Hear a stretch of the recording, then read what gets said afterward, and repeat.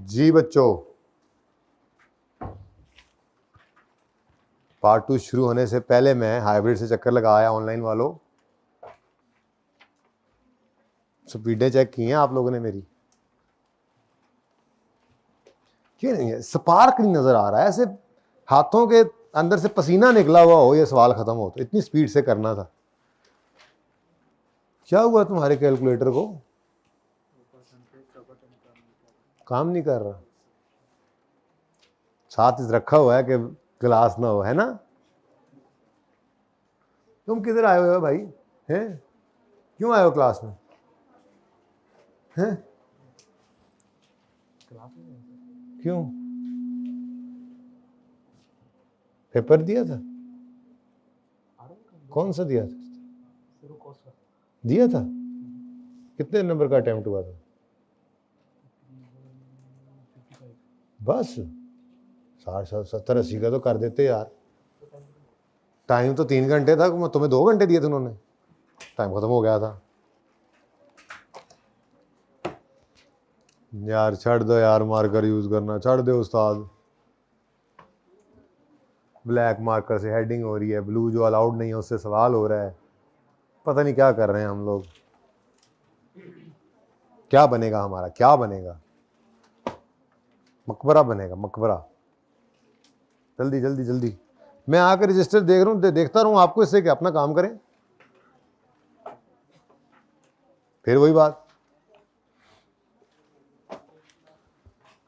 नहीं यार, गाल नहीं बनी है, सवाल पूरा नहीं हो रहा, जल्दी करो। कितना टाइम हो गया? 5 मिनट हो नहीं गए? फिर मैं भूल गया टाइम देखना। देखो यार, माशाल्लाह कितना खूबसूरत नोट किया हुआ है ना। 4 कलर के मार्कर यूज हो रहे हैं। पेपर में भी ऐसे ही करेंगे ना हम, है ना?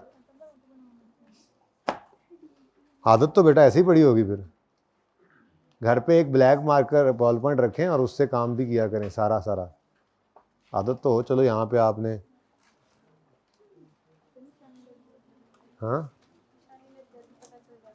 हाँ लेकिन मेरा ये मशवरा है कि ब्लैक से करो और ये सारे कलर्स अपने पास रखो, और जो बात ऐसी आए लिखने के लिए वो बस फिर ठीक है। घर पे आपने ये यूज़ ही नहीं करने। नोट्स अगर चलो बनाने हैं तो चाहिए, जैसे अब ये है ब्लैक और ब्लू। हाँ जी, ऐसे तो नहीं काम चलेगा।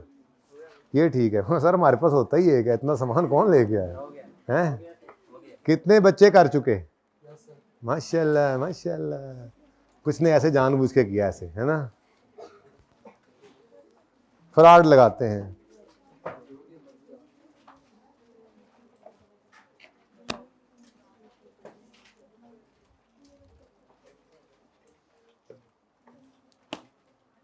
हो गया सवाल? कहाँ हुआ? आधा हुआ है ना?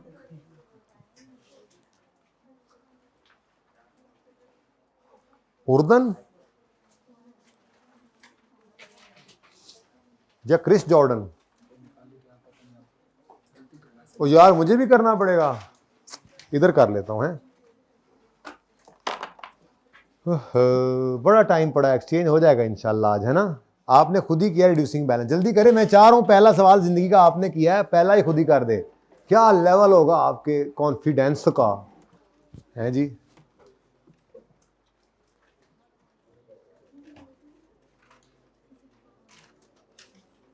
अब कोई अगर ये बात कहे, ये सवाल तो हो जाता है आई कैप वाला नहीं होता, तो फिर मेरे ख्याल में वो अभी से ही दिल हारा हुआ है, दिलहारा फर्नांडो बना हुआ है।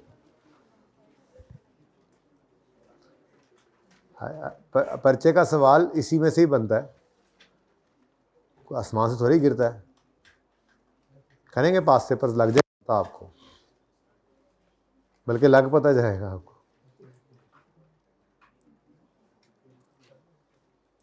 कितने बच्चे कर चुके? 10 मिनट हो गए मेरे ख्याल से, 5 मिनट दिए थे।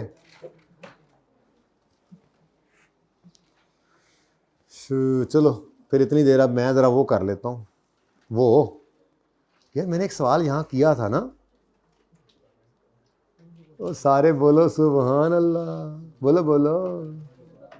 ये मैं यहाँ से ले जाऊँगा और कुछ ज़रूरी तब्दीलियों के साथ इसी को यूज़ कर लूँगा। आप लोग बस बर्न हो सकते हैं और कुछ नहीं कर सकते। अगर आपको ये सहूलत चाहिए तो जल्दी जल्दी क्वालिफाई कीजिए, तो फिर आप भी कॉपी पेस्ट कर लीजिएगा ऐसे, ठीक है।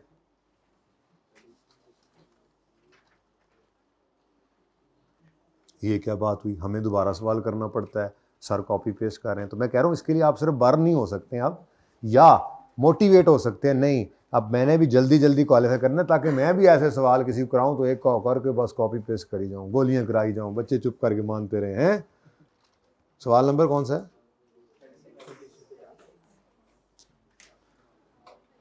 जी 5 मिनट वाली बात तो फिर मेरी ख्वाब ही साबित हुई है, आपने मुझे बहुत मायूस किया।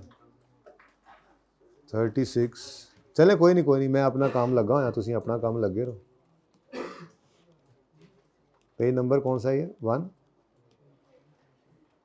खुद ही देखें सर आप। 157, 1 जनवरी 14। अच्छा जी,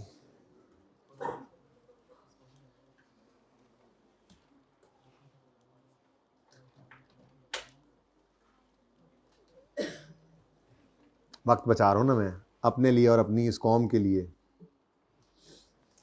बेटा मैं बाबा कायद, बाबा कौम।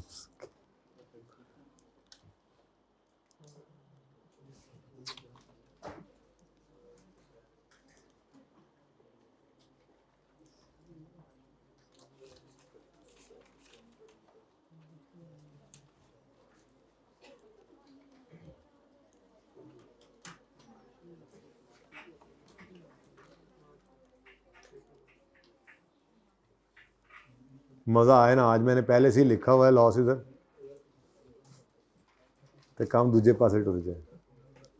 चलो अब यार एक्सट्रैक्ट्स भी बने पड़े हैं, देखो ना, अब ये भी ज़ाया करने वाली चीज़ नहीं है, ये भी शो कर देंगे हैं।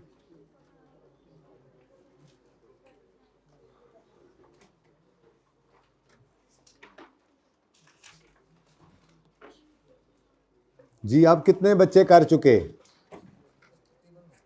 अभी भी आधे हैं, बाकी तो पता नहीं स्लीपे हुए हैं। टेस्ट जब दिल करेगा। और यार ज़रा उनको बुलाना, क्या टेस्ट डे है बता दें इनको, मजाक अपनी जगह पे। हर हफ्ते टेस्ट होगा, जब टेस्ट नहीं होना होगा तो आपको बताया जाएगा। इसलिए किसी भी दिन आपने किसी भी हफ्ते में टेस्ट से एक दिन पहले ये नहीं पूछना सर कल टेस्ट होगा। टेस्ट होगा, टेस्ट होगा। जो टेस्ट डे होगा, हर वीक में एक टेस्ट होता है, और जो टेस्ट डे होगा उससे एक दिन पहले आपने ये नहीं पूछना सर कल टेस्ट होगा। टेस्ट लाजमी होगा, जो पूछेगा उसकी खैर नहीं, जब नहीं होगा तो आपको बता दिया जाएगा, ठीक है। दूसरी बात, सिलेबस क्या होगा? जो उस हफ्ते में पढ़ा होगा वो सिलेबस होगा, इसलिए सिलेबस भी नहीं पूछना। ऑनलाइन वालों तुम लोगों ने मुसीबत डाली होती है, टीएस बताते हैं ग्रुप के अंदर, ठीक है। तो टेस्ट क्या होगा? जो पिछले हफ्ते में पढ़ा वो, और लाजमी होगा जो उसका गिवन डे होगा उस पर, ठीक है। और अगली बात, जब असेसमेंट या टर्म टेस्ट आते हैं तो उनमें मल्टीपल टॉपिक्स होते हैं, वो आपको बता दिया जाएगा उसका सिलेबस क्या है। तो भाई सादा बात है, जो पिछले हफ्ते में पढ़ा है वो उस हफ्ते के टेस्ट से एक हफ्ता पीछे, जो एक दिन पहले तक जो पढ़ा होगा, ठीक है, शुरू वाला भी पढ़ा हुआ उसमें आ सकता है। अब जाहिर सी बात है कि आपके टेस्ट के अंदर मैं पीपी का नोट बनाऊं तो आप कहें सर डिस्पोजल की एडजस्टमेंट क्यों मांगी आपने, वो तो आपने बेसिक्स में पढ़ाया था। ये बात कोई नहीं है, ठीक है।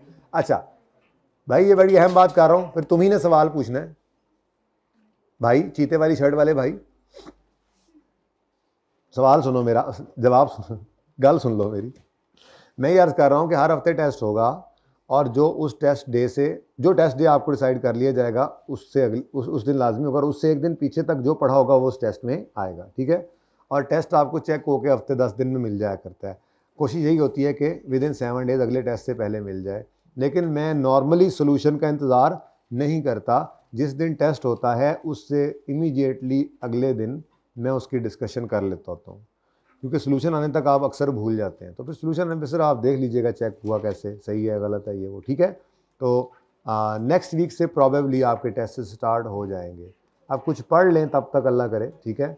बुला दें भाई, उनको बुला दें, टेस्ट डे पूछ लें। अच्छा जी, अब वो आए तो याद कराना मैंने पूछना क्या है, ये ना वो आके पूछने को यार कुछ नहीं, जाओ। हाँ जी, चले चले चले, आप माजरत शुरू रखें काम।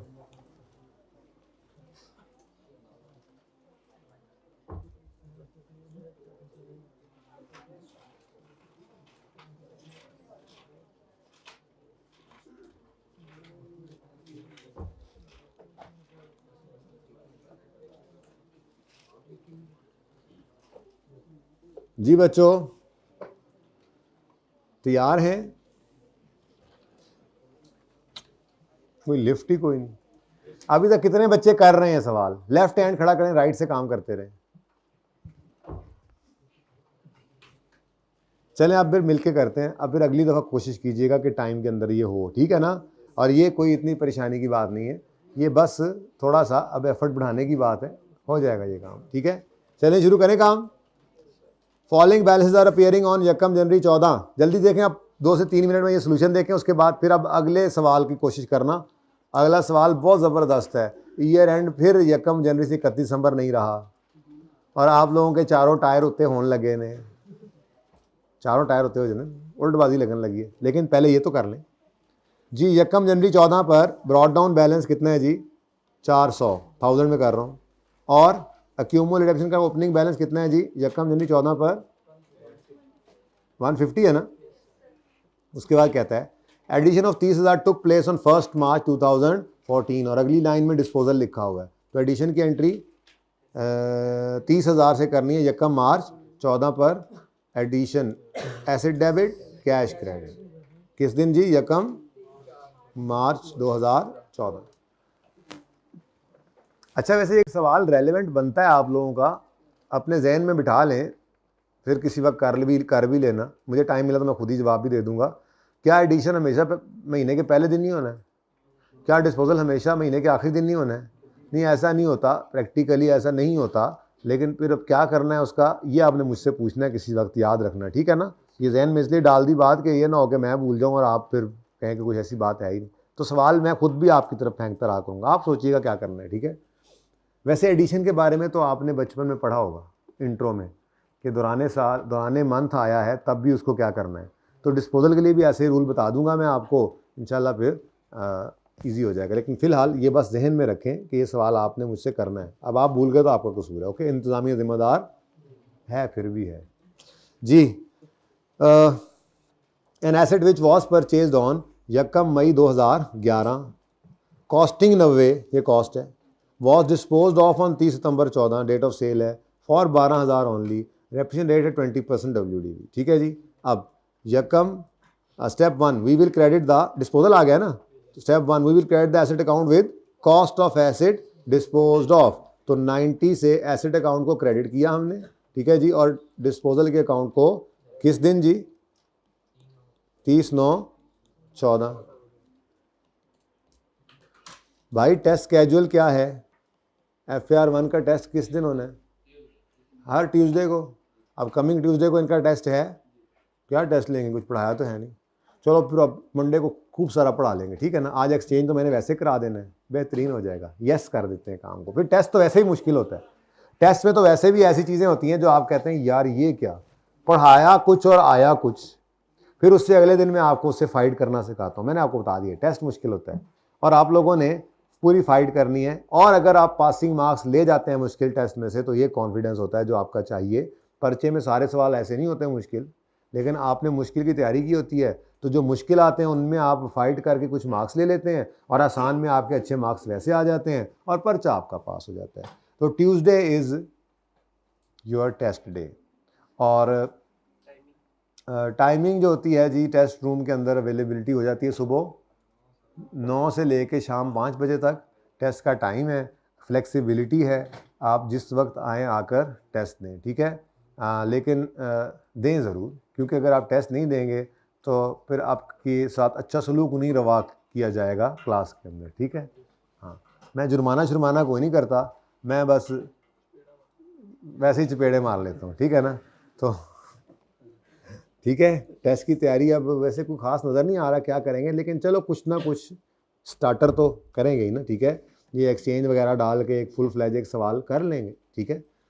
अच्छा जी, step 1 we will credit the asset account with cost of asset disposed off. ऐलान हो गया जी, ठीक है? Tuesday is your test day जी। क्रेडिट करेंगे एसेट अकाउंट को तो डेबिट कर देंगे डिस्पोजल।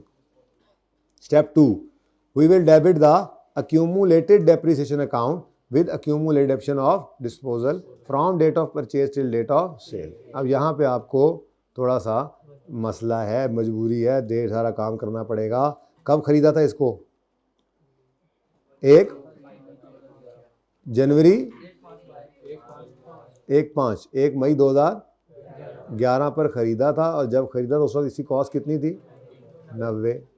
उसके बाद 31 दिसंबर 11 इसकी ज़िंदगी में आया होगा, तो डेप्रीसिएशन निकालने के लिए 90 इंटू 20% किया होगा, लेकिन 8/12 करना पड़ा क्योंकि सारा साल इस्तेमाल नहीं हुआ था जी। 12 आ गया। उसके बाद 78 की क्या आ गई? Book value. ठीक है जी। उसके बाद फिर आप कितने साल पहले गए थे? ये तो काफ़ी सारे साल लग रहे हैं। हमारा साल कौन सा? 14 है। चलो जी, ओल्ला चले, जो आ गया अब जी। तो अगले साल की डेप्रीसिएशन 31 दिसंबर 12 तक की डेप्रीसिएशन जो है वो निकालनी है, तो अब 78 पर रेट लगाएंगे और फ्रैक्शन नहीं लगेगा जी। बोलें 16।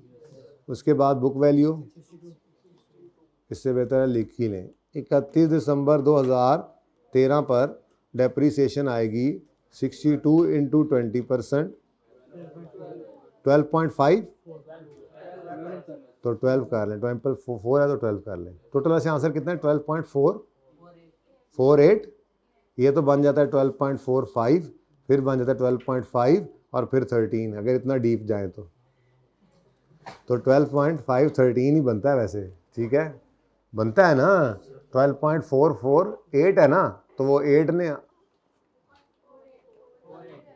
48 है ना, तो उस 8 ने आके राउंड अप करना है 0.4 को, वो 5 सिर्फ 12.4 है। अच्छा, नाराज हो आप लोगों ने खुद ही कहा है। अच्छा सही है यार, कुछ नहीं होता, वास्ता जी। 12 भी सही है, 13 भी सही है। ठीक है, नंबर इसके मिलते हैं आपको। Next book value 50। अब हमारा साल शुरू हो रहा है यहाँ से, और ये वो मौका है जहाँ पे आप गलती नहीं करेंगे। अगर आप यहाँ पे 1 जनवरी, असल में तो ये लिखा होता है ना, तरतीब में तो ये लिखा होता है 31 दिसंबर 13। अब यहाँ से ऑनवर्ड्स आपका साल शुरू होना, तो आप कहते हैं ये 1 जनवरी 13 का मतलब पिछले साल के आखिरी दिन का मतलब हमारे साल का पहला दिन भी तो होता है, तो 1 जनवरी 14 अभी से लिख कर रख लें, इससे फ़ायदा होगा आपको बहुत। ठीक है, उसके बाद ये एसेट हमने बेच दिया 30 सितंबर 2014 पर, 30/9/2014 पर डेप्रीसिएशन 50 इंटू 20% इंटू 9/12 जी। 8 आ गई डेप्रीसिएशन और 42 आ गया बुक वैल्यू का बैलेंस आ गया इसका डेट ऑफ सेल पर। लेकिन हमें बुक वैल्यू नहीं चाहिए, हमें तो अक्यूमुलेटेड। अब यहीं पर अगले स्टेप में यूँ लिखेंगे, ऊपर सामने आपको कॉस्ट भी नज़र आ रही होगी, नीचे एंड पे आपको बुक वैल्यू भी नज़र आ रही होगी, और 48 आप लिख देंगे अक्यूमुलेटेड डेप्रीसिएशन। ठीक है जी। अब ये स्टेप 2 की रिक्वायर्ड फिगर थी, तो step 2 we will debit the accumulated depreciation account with accumulated depreciation of disposal from date of purchase till date of sale। इसको डेबिट कर दें, क्रेडिट कर दें accumulated depreciation को 30/9 पर। ठीक है जी, डन जी। Working 1। Step 3 we will record cash. कितना कैश आया? 12। और बैलेंसिंग फिगर आज भी इंग्लिश सबसे आगे जी, 30 एग्जैक्ट। ठीक है, अच्छा उसके बाद अब रह क्या गया? Depreciation expense. तो ओपनिंग कॉस्ट की बजाय, ये असल में मैंने वो सवाल उठाया था तो यहाँ से फिर वो करता भी गया, उसको मिटाता गया, तो खुद ब खुद वही जगह बन गई जो नहीं बनी थी। ठीक है ना। तो opening book value of all में से opening book value of disposal minus किया करते हैं। ठीक है, तो book value of all assets निकलेगी। देखो मैं मार्कर भी वही यूज़ करता हूँ, मैं तरतीब भी वही चलाता हूँ, और जब मैं इस वन नोट के ऊपर सवाल कर रहा होता हूँ तो तब भी मेरी तरतीब वही होती है जो बोर्ड के ऊपर तरतीब है वर्किंग्स की। ये भी आप पर्चे में जब सवाल करने बैठे तो आपके दिमाग के अंदर बोर्ड उसी तरह से सामने आ जाए, बस फिर वो आधा सवाल तो वहीं पे हल हो जाता है कि यार ये इस तरह से होता था। तो कोशिश यही रहेगी, बाकी जितना हो सका जी। तो क्या लेने निकला था? हाँ, opening cost of all minus opening accumulated depreciation. इनको नेट करेंगे तो ओपनिंग बुक वैल्यू आ जाएगी। तो यहाँ पे हमने आकर लिखा कॉस्ट कितनी है जी ओपनिंग। डायरेक्ट भी कर सकते हैं कैलकुलेटर में, 400 माइनस 150, 250 लिखें। ठीक है, लेकिन मैं तो ऐसा भी नहीं लिखूंगा, अभी तो मैं सिखा रहा हूँ ना, आपको याद करवा रहा हूँ बातें, क्योंकि जब एंड पे जाना है ना, आज से 3-4 महीने बाद, और एनपीओ का सवाल चल रहा होगा और डेप्रीसिएशन कैलकुलेट करनी पड़ेगी, उसमें सवाल वो लंबा चौड़ा चल रहा होगा, उसमें डेप्रिसिएशन की एडजस्टमेंट आएगी और लिखा होगा रिड्यूसिंग बैलेंस मेथड, तो उस वक्त बैठे सोच ना रहे हो कि ये कैसे निकलेगी, कॉस्ट माइनस, ओहो अच्छा हाँ कुछ पढ़ा तो था सर समझ नहीं आ रही, ये वहाँ पे ना समझ रहे हो बैठे।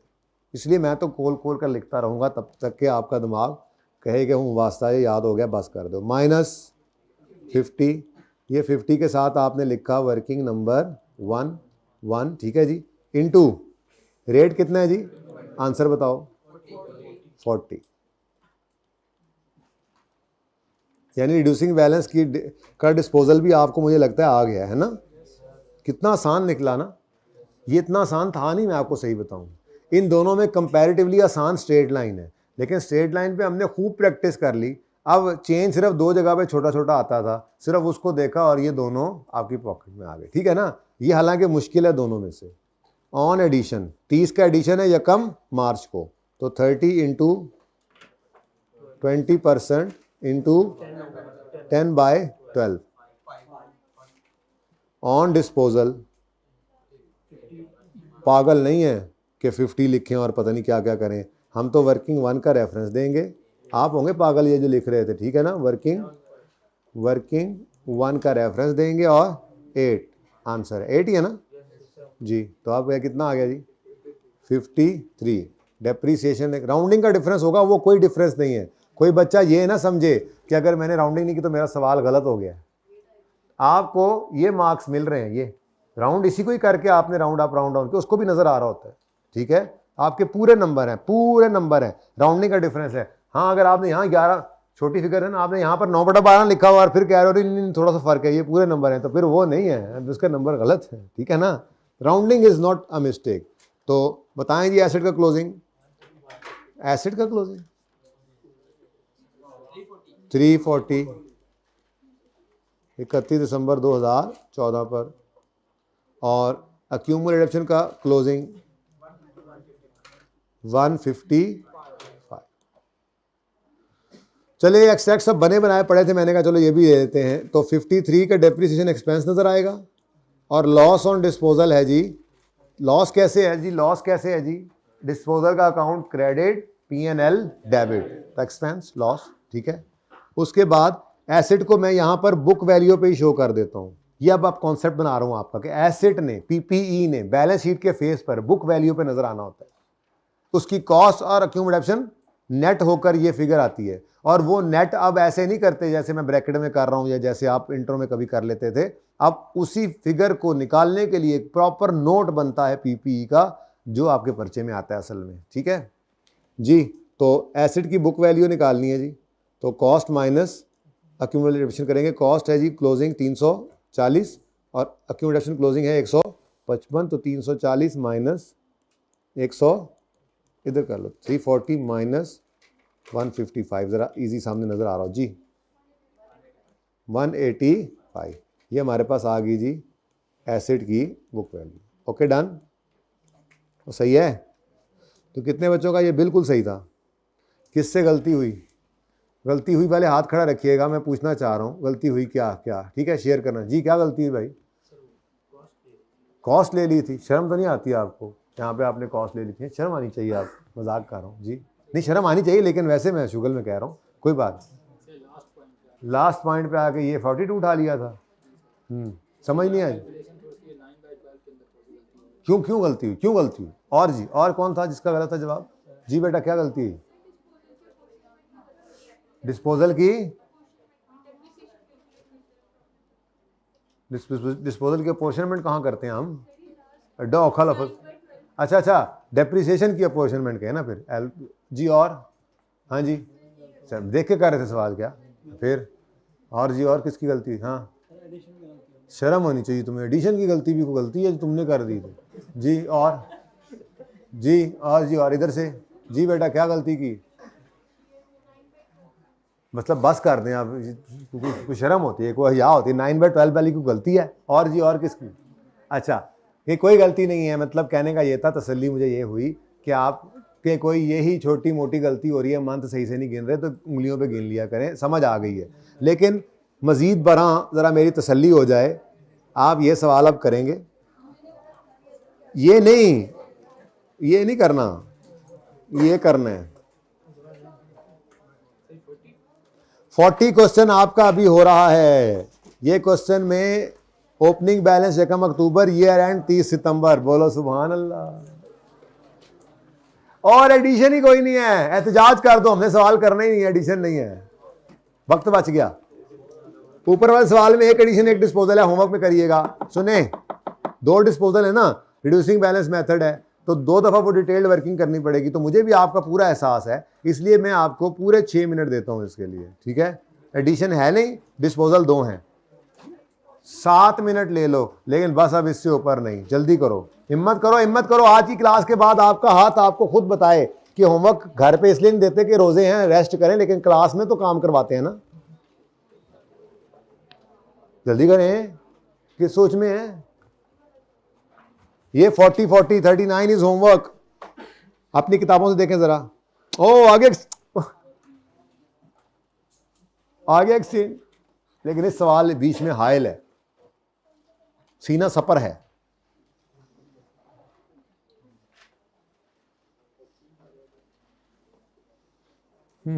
भाई अब बिटवा दो यार, मेरी बस हुई पड़ी यार। एक्स्ट्रा भी बुला बैठा हूँ, आइंदा नहीं करनी रमज़ान में एक्स्ट्रा क्लास। यहाँ पे आके वैसे हिम्मत जवाब देगी है, कैंसिल नहीं करते। अब एक बार हो गई सो हो गई, और मैं भावें लेट के थे पढ़ावा।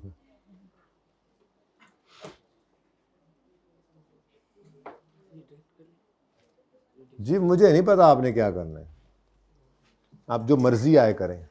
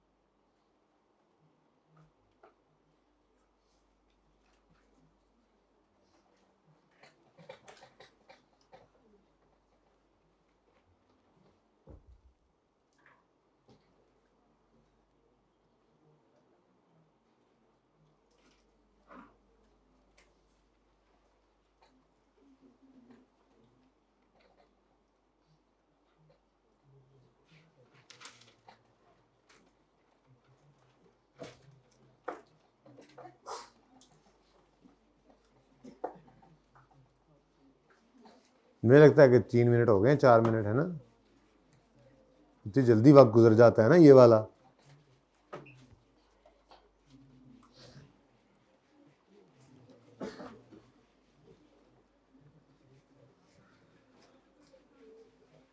पहला हफ्ता है ना, सारे ही काम कर रहे हैं।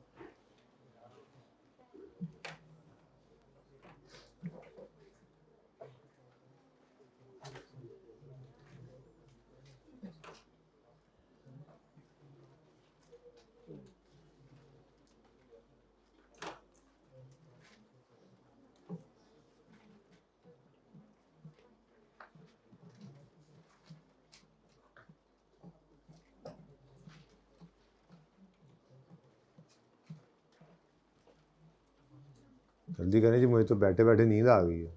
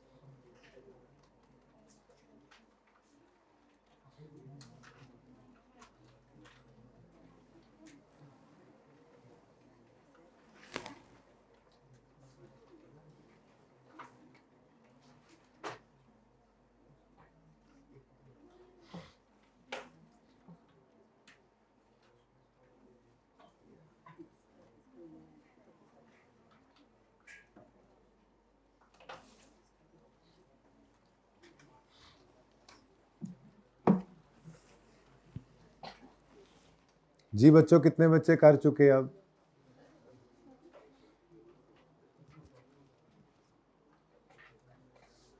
चले मैं फिर फॉर्मेट खेल लेता हूँ, इतनी देर बोर्ड पे कर लेंगे हैं।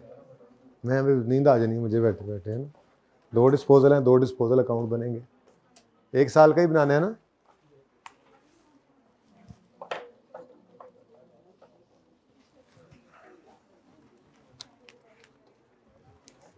क्वेश्चन नंबर कौन सा है?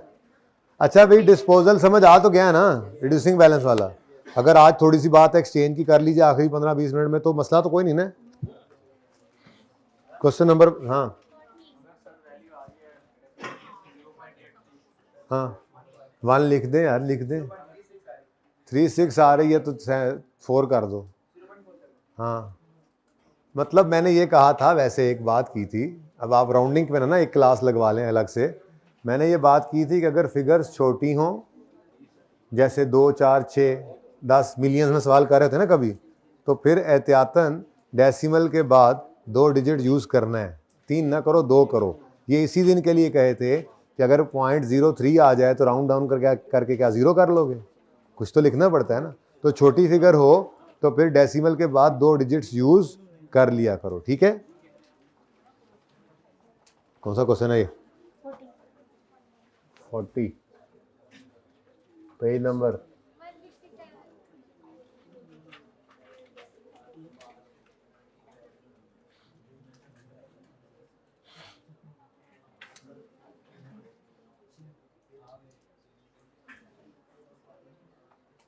और डिस्पोजल की जर्नल एंट्री तो नहीं भूल गए? मैं डिस्पोजल की जर्नल एंट्री आप लोगों से इसलिए भी नहीं करवाता, मैं डिस्पोजल की जर्नल एंट्री आप लोगों से इसलिए भी नहीं करवाता क्योंकि मैं जब भी सवाल करता हूँ डिस्पोजल जिसमें होता है, उसमें हम स्टेप्स बोलते हैं। तो जो स्टेप्स हम बोल रहे हैं दरअसल वो जर्नल एंट्री ही तो है। तो जहाँ ज़रूरत पड़ेगी उसको करने में हमें कोई मसला अब होना नहीं है। बाकी आप अपनी तसल्ली के लिए जहाँ डिस्पोजल आए आप एक आधी दफ़ा एंट्री कर लिया करें ताकि आपको याद रहे।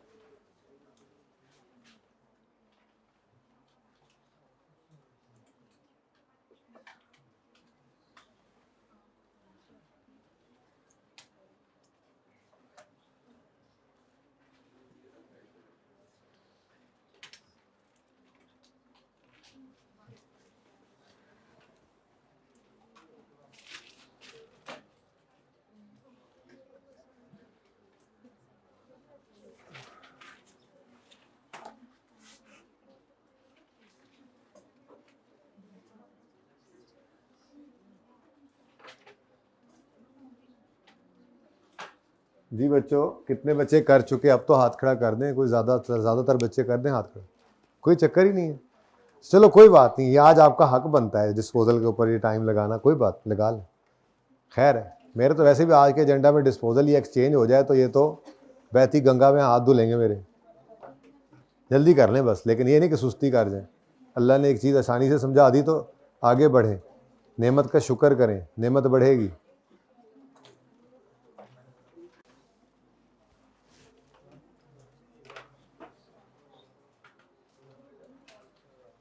किताब नहीं है तुम्हारे पास?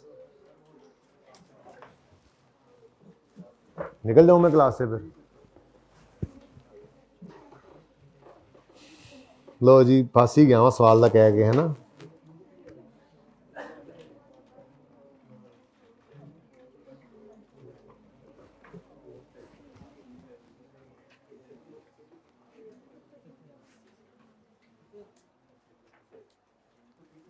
मार्च 11।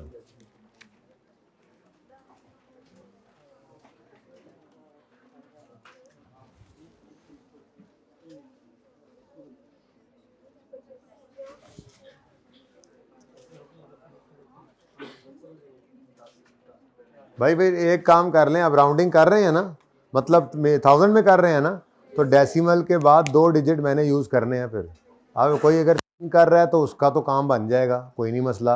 कोई अगर राउंड डाउन कर रहा है तो फिर खुद ही देख लेना, ठीक है ना। मैंने डेसिमल के बाद 2 डिजिट यूज़ करने हैं, ओके।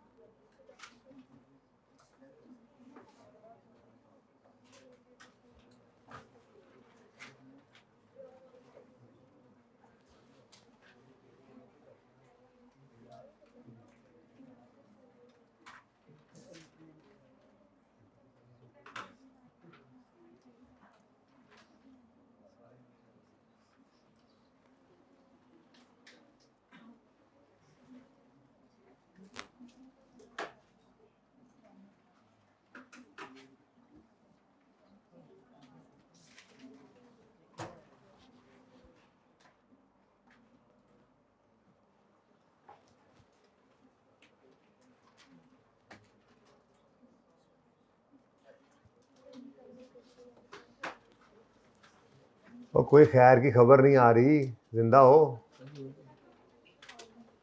और कितने रह गए हो सारे? हाँ जी, कितने बच्चे कर चुके?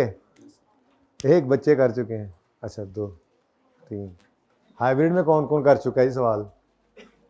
तो देख लो, स्पीड तो बढ़ानी पड़ेगी।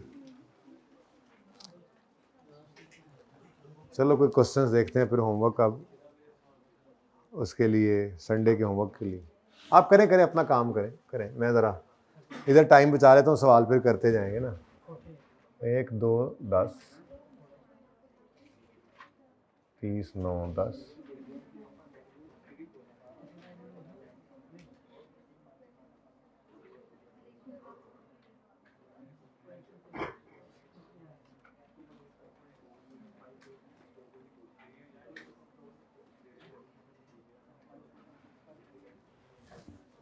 आप बिल्कुल करके लेके आ सकते हैं कैलकुलेटर पे स्टार्टिंग डेट तक वर्किंग जो है, लेकिन फ़िलहाल ना करें। फ़िलहाल ज़रा चीज़ें याद हो रही हैं तो थोड़ी सी मेहनत कर लें। खैर है, शॉर्टकट बता दूंगा फिर।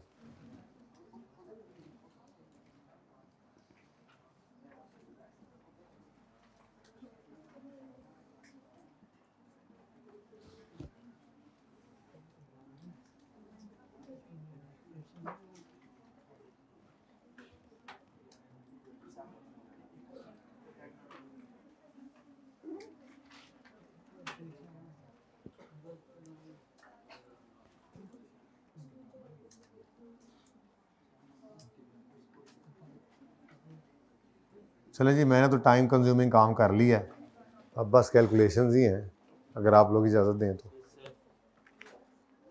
जी शुरू करें काम?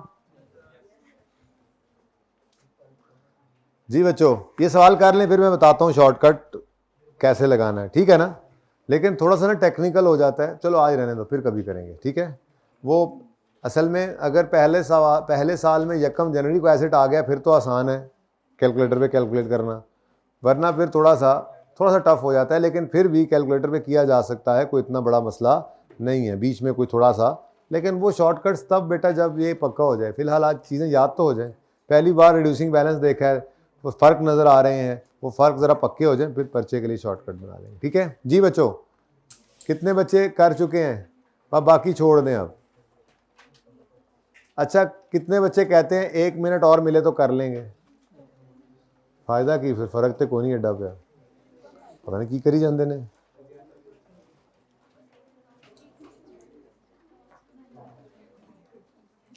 अच्छा, कितने बच्चे ऐसे हैं जो डिस्पोजल की दोनों वर्किंग्स कर चुके हैं क्रिप्टोप्शन की? एक कर चुके हैं, बस ठीक है। फिर जेडी गलती होनी होगी, बस अब रुक जाए। अब इधर मिलकर देखें, सारे मिलकर करते हैं आप, ठीक है जी? इधर देखें, asset account, accumulated depreciation account और डिस्पोजल अकाउंट बनाना है। 30 सितंबर 14 ईयर एंड दिया, 30 सितंबर, ठीक है? रेट ऑफ डेप्रिसिएशन है 10% रिड्यूसिंग बैलेंस है WDB। 1 अक्टूबर 13 पे 30 और 12 एसेट और एक्यूमुलेटेड, मैं मुकम्मल ही ना कर दूँ, चलो इतना ही, आपने भी लिखा होगा 30 और 1 अक्टूबर 13 पर 12, ठीक है? सही है? ईयर कब स्टार्ट हो रहा है? 1 अक्टूबर 13 पे। आपने कब ईयर स्टार्ट किया है? यही किया है? क्या किया है बताओ ना सबको। नहीं, क्या ईयर स्टार्ट किया आपने? देखा नहीं तो क्या लिखा यहाँ पे? 1 जनवरी लिखा, 1 जनवरी 13 लिखा, वो कहाँ से ढूंढा? नहीं 14 लिखा होगा, ईयर एंड पड़ा हुआ है। ईयर एंड कहाँ से देखा? क्या कर रहे थे यार आप, कसम से।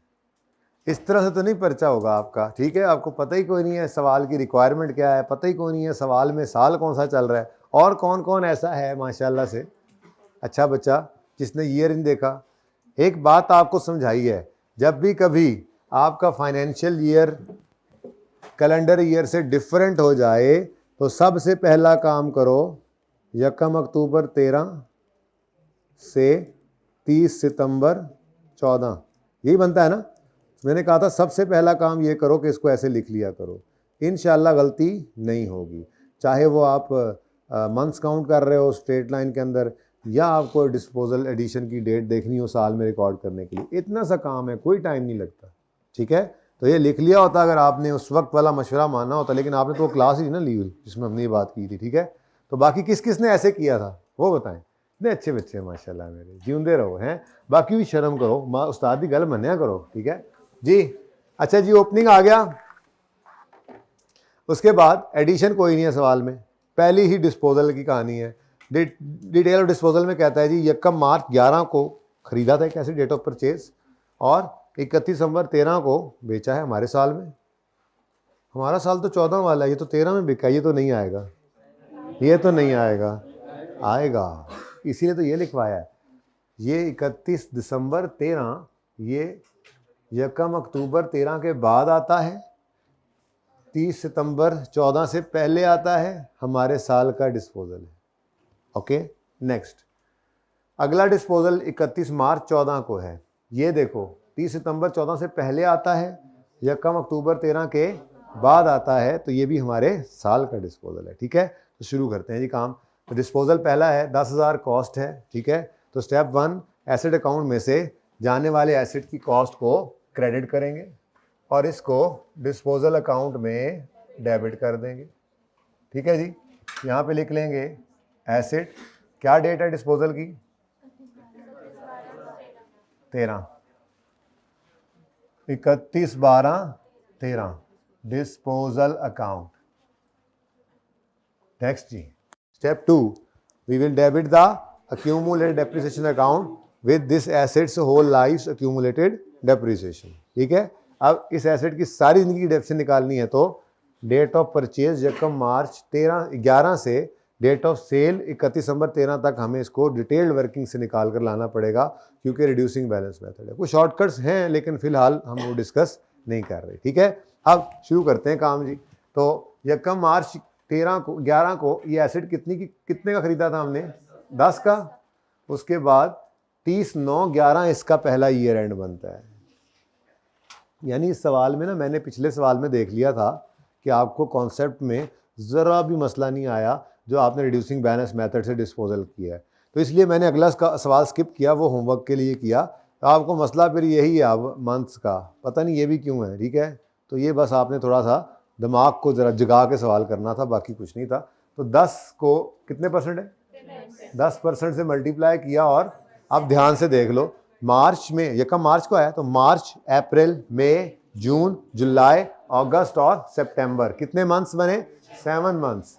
तो 7/12, तो ये 10 है, 0.58, बस 2 डेसिमल से अब आगे ना जाना, ठीक है।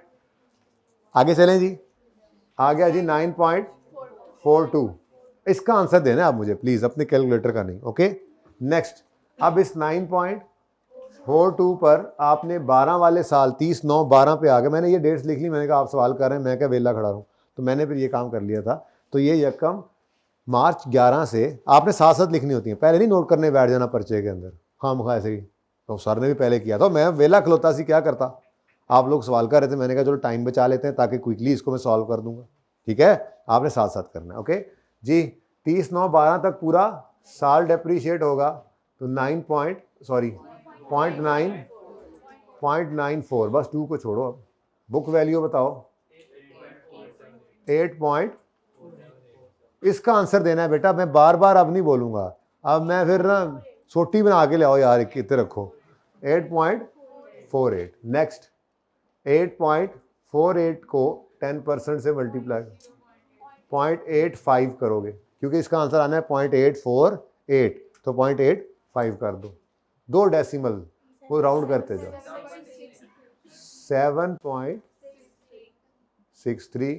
7.63 पर 10% लगाओ, आंसर आएगा, फ्रैक्शन लगेगा, ये देखो तो सही, इसीलिए तो रुक गए, ठीक है। देखो तो जी, तो इनटू, आप ये देखो, साथ वो काम भी करना नहीं भूलना, 30/9/13 का मतलब 1/10/13, उस दिन भी जून में फंसे हुए थे बच्चे, ठीक है। ये हमारे साल का पहला दिन भी तो यही है, पिछले साल का आखिरी दिन, ठीक है। अब 1 अक्टूबर से अक्टूबर, नवंबर, दिसंबर, कितने मंथ्स, तो 3/12, 0.19, और बुक वैल्यू आ गई 7.42, 43, लेकिन हमें बुक वैल्यू नहीं चाहिए होती, हमें तो अक्यूमुलेटेड डेप्रिसिएशन चाहिए होती है इंटू 3/12 जी। तो बुक वैल्यू निकल आई है, एक स्टेप दूर है अक्यूमुलेटेड डेप्रिसिएशन। कैलकुलेटर में बेशक निकाल दो, यहाँ दिखा दो 10 माइनस 7.43 इज इक्वल टू, तो स्टेप 2 हम जाने वाले एसेट की इस फिगर को, सारी जिंदगी की अक्यूमुलेटेड डेप्रिसिएशन को इस अकाउंट में से डेबिट कर देंगे। तो 2.57 डेबिट करके 2.57 डिस्पोजल अकाउंट में क्रेडिट हो गया 31 दिसंबर 13। तो स्पीड से करना चाहिए था, पता नहीं क्यों नहीं हुआ आपसे। वर्किंग 1 2.57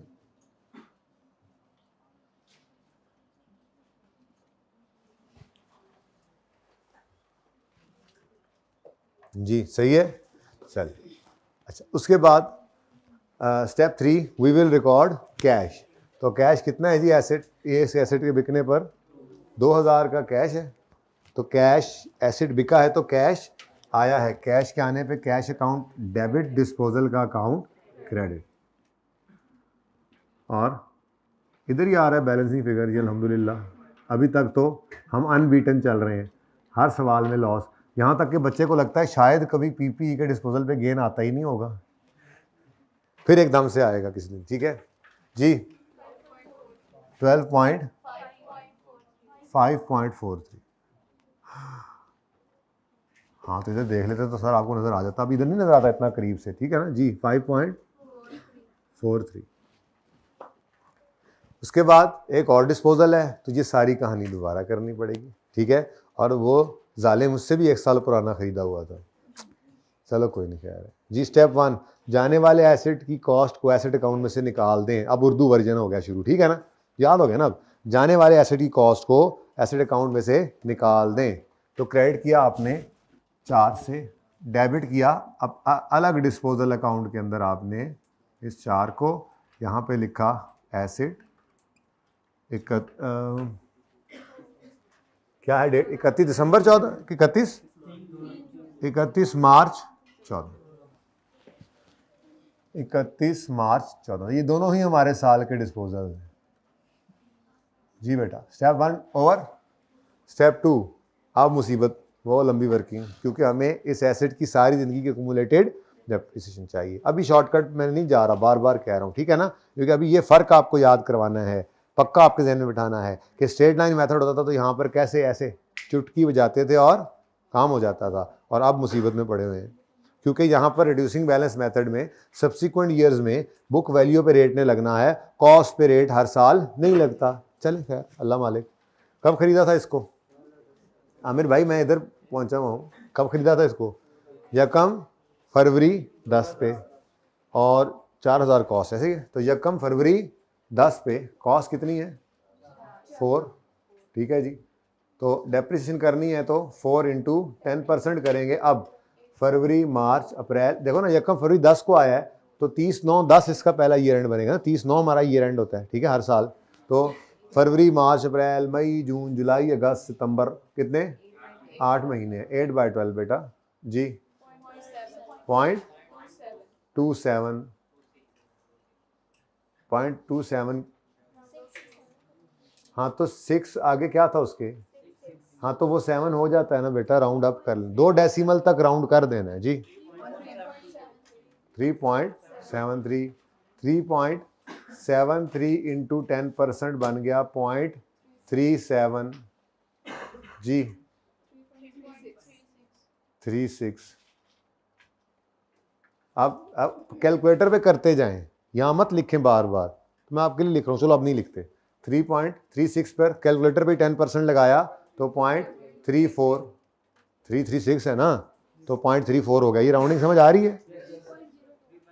3.02 इंटू 10% किया तो 0.30, बस ठीक है, 2 क्यों लिखें। नेक्स्ट 2.72 2, अब इस पर लगा, लेकिन अब यहाँ थोड़ा एक मिनट, पूरा साल नहीं है इसलिए ये शो करना पड़ेगा, ठीक है। तो 31 मार्च 2014 को ज़रा स्मार्टली लिख लें जी।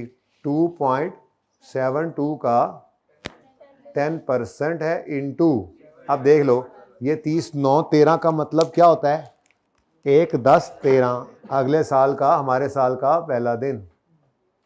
अब इजी, गिनना भी इजी और अगली वर्किंग में भी गलती नहीं लगेगी। ये लिखने से गिनना भी आसान हो जाता है मंथ, चाहे जहां मर्जी साल जो है वो फाइनेंशियल ईयर जो सा मर्जी हो, और इधर वर्किंग में ले जाते हुए भी गलती नहीं लगेगी, ठीक है।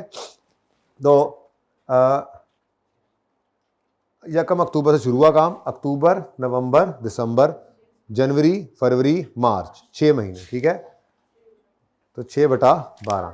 किस किस की ये गलतियां थी इधर सारी डेट्स में, कहीं ना कहीं कोई ना कोई, माशाल्लाह सबकी थी। किसकी अभी तक कोई गलती नहीं थी जितना सवाल किया, चलो कुछ ये भी है, शुक्र है मेरा अल्लाह जी। 2.72 है, अच्छा जी, कितना किया जी, 6/.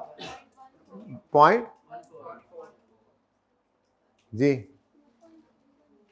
2.58, और अक्यूमुलेटेड डेप्रीसिएशन निकल आएगी 4 - 2.58 इज इक्वल टू 1.42। इतनी सी फिगर के लिए कब से खजल हो रहे हैं जी।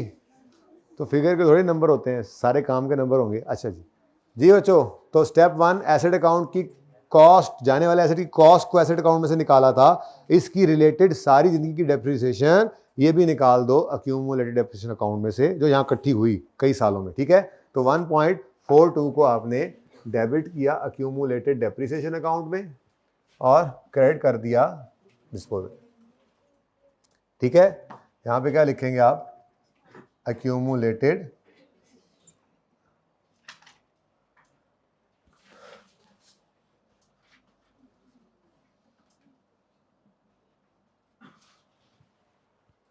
जी। Step 3 we will record cash जी, और balancing figure will be taken to, कितनी है जी, ठीक है जी। डेट यही आती है, आप ना भी लिखा करें तो काम चलेगा, बस आप बड़े होते जा रहे हैं, चीज़ें कम होती जा रही जी। अब क्या रह गया, अभी भी कुछ रहता है जी। डेप्रिसिएशन एक्सपेंस की कैलकुलेशन करनी है, वर्किंग नंबर 3 बन जाएगी आप, ऑन ओपनिंग एक्सक्लूडिंग डिस्पोजल्स। अब इधर देखो बच्चों, डिस्पोजल की भी ओपनिंग बुक वैल्यू चाहिए और सारे एसेट्स की भी पहले चाहिए। अब सारे एसेट्स की बुक वैल्यू ओपनिंग डेट पर निकलेगी 30 - 12, तो डायरेक्ट 18 लिखो, आपकी मर्जी है, मैं तो शो करूंगा, ठीक है।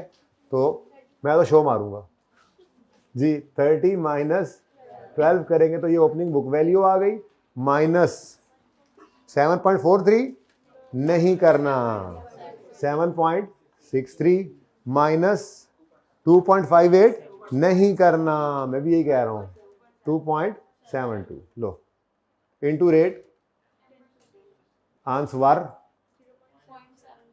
0.76। अब ये बता दो एग्जामिनर को कि वर्किंग 1 से और ये वर्किंग 2 से आया, तो कितना आसान हो गया, तरतीब वो रखी तो, ठीक है। उसके बाद जी ऑन एडिशंस, कोई नहीं है, मैं लिख के टाइम भी क्यों ज़ाया करूं, ऑन जगह भी कम है, डिस्पोजल्स, और ये भी वर्किंग, बल्कि यूं कर लेते हैं, ब्रैकेट में शो तो करना है ना, दोनों को ऐड करके, अलग अलग भी कर सकते हैं लेकिन ऐड भी कर सकते हैं, क्या करेंगे, अलग अलग रख लो, ठीक है, अलग अलग ऐसे, वर्किंग 1 से 0.19 और वर्किंग 2 से, और वर्किंग 2 से पॉइंट, ऐसे कर लो, ब्रैकेट में टोटल कर दो, मर्जी है जैसे मर्जी शो करो, कोई मसला नहीं जी। 1.33 ऊपर वाला वो देखो ना बेटा, टोटल करें ना, सारा डेप्शन एक्सपेंस है ना, 1. तुम्हारा चेहरा बता रहा है चबल वजी है कुछ तुमसे, सही हो गया, कस में नहीं सर, ना चवल वजी है ना सही हो है, फिर चवल ही वजी है ना बेटा जी। 30/9/2000 ये एंड क्या है, 1 अक्टूबर, तो फिर 30 सितंबर 14 पर depreciation expense debit, accumulated depreciation credit की एंट्री होगी 1.09 से। ले जी 30/9/14 क्लोजिंग बैलेंस बताएं। 16 30/9/14 क्लोजिंग बैलेंस बताएं 9.1।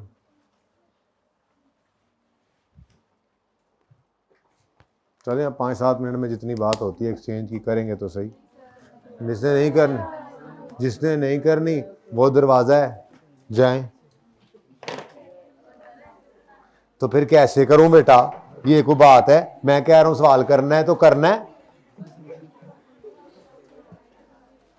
ये मैं वैसे ही कहता हूं, जान जून मैं कोई नहीं देता, जाके तो दिखाओ।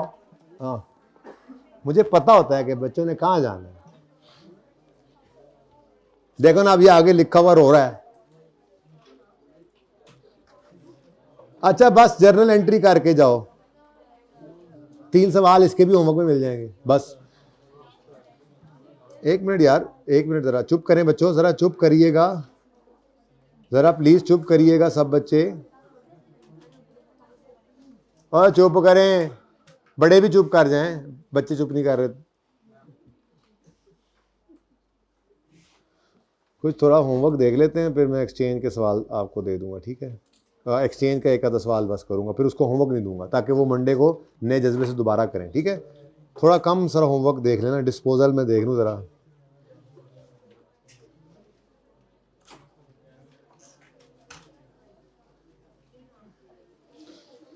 एक ये आपने क्वेश्चन नंबर, प्रैक्टिस क्वेश्चन 5 है, खामोशी से देखें, पेज 170 पे प्रैक्टिस क्वेश्चन 5 है।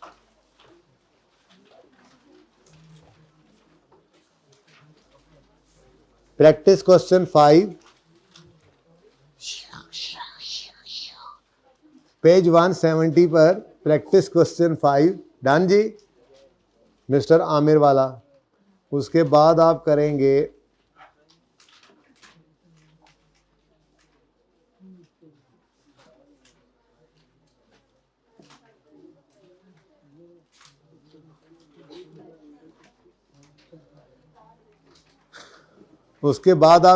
प्रैक्टिस क्वेश्चन 10 पेज 172 पर।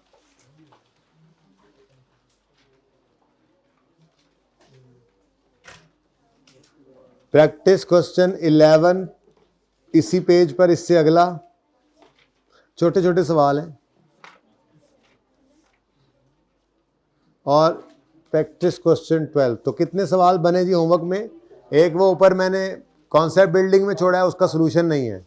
उसके बाद यहाँ पर 4 आए हैं, 10, 11, 12, ये रिड्यूसिंग बैलेंस वाले हैं, और 5वां जो है ये स्ट्रेट लाइन का है, ठीक है? तो ये मिलाकर 4 ये और 5 वो। फी सवाल अगर 7 से 8 मिनट में हो, चलो 10 मिनट में हो जाए तो भी घंटे का होमवर्क है। अच्छा अब आए एक्सचेंज को सुन लें, होता क्या है। 25 मिनट तक जितनी बात होगी वो करेंगे, इसलिए सुन लें। इंशाल्लाह नमाज 2 बजे पढ़ेंगे, अपनी जमात करेंगे, ठीक है? आप लोग बोल लें, मैं फिर एक्सचेंज करा के ही भेजता हूँ। आप लोग ना गोस्ट्स ऑफ लेग्स हैं, लेग्स। आप लोग टॉक्स से नहीं मानते, लातों के भूत हैं, बातों से। इधर देखें जी, इधर देखें ये है जनाब एक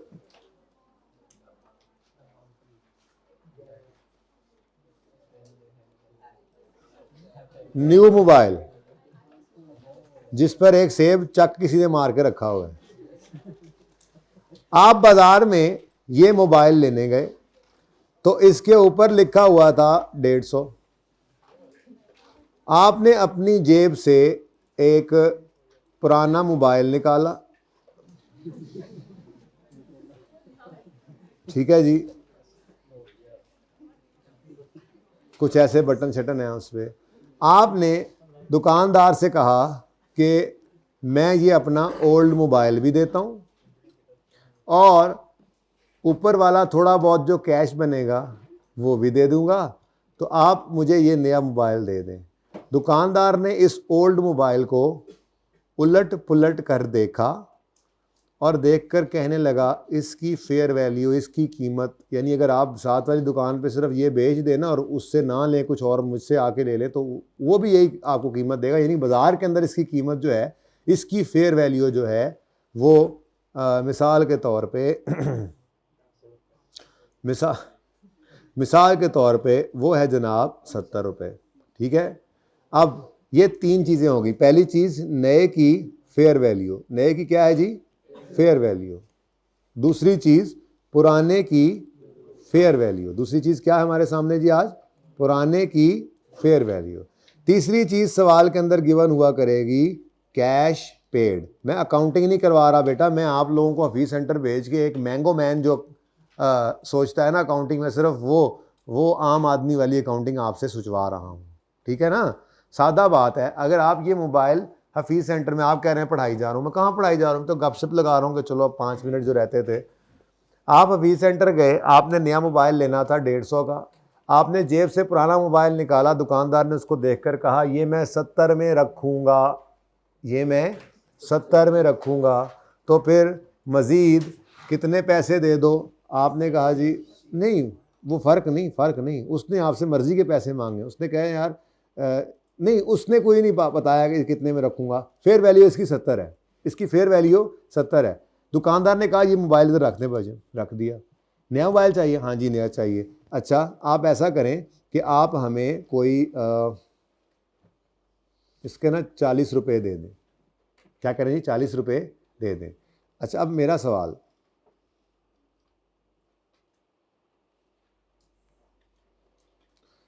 ये तो अब कल पे रखेंगे यार, ये वाला कॉन्सेप्ट, सादा वाली बात ज़रा कर लेते हैं। ठीक है, ये तो बात बहुत आगे निकल जाएगी जी, हम अभी इसको सादा कर लेते हैं जी। कॉस्ट कितनी है इसकी? 150, और ओल्ड हमने ख़रीदा था लेट से 100 रुपये का कुछ अर्सा पहले, और वो डेप्रीशिएट हो चुका है आज तक 70 रुपये, और उसकी बुक वैल्यू किताबों में नज़र आ रही है 30 रुपये। ठीक है जी, तो हमने ये तो इसकी बुक वैल्यू आ गई, ये भी छोड़ें, चलें ये तो कर ही लेते हैं। ठीक है, अब हमने कहा जाकर कि यार 150 वाला एसिड जो है, अच्छा परेशान हो रहे हैं आप लोग, है ना यार, ये सवाल टाइम से क्या होता है यार, एक सुन लेते, ये छोटा सवाल कर लेते, ये भी कर लेते। चलें ठीक है जी, ठीक है, नहीं ठीक है, कोई मसला नहीं। वैसे 25 मिनट हो गए हैं, बात करते करते 30 हो जाने हैं। तो देखें ना ये एक्सचेंज में कितने प्यारे मोबाइल हैं। ठीक है, अब संडे पे आपने ये करना है, एक तो ये ब्लेसिंग है, सुन लें बात, सुन लें बेटा, बोले ना। अब मैंने क्लास ख़त्म करनी है, आप लोगों ने टेर शुरू कर दी है।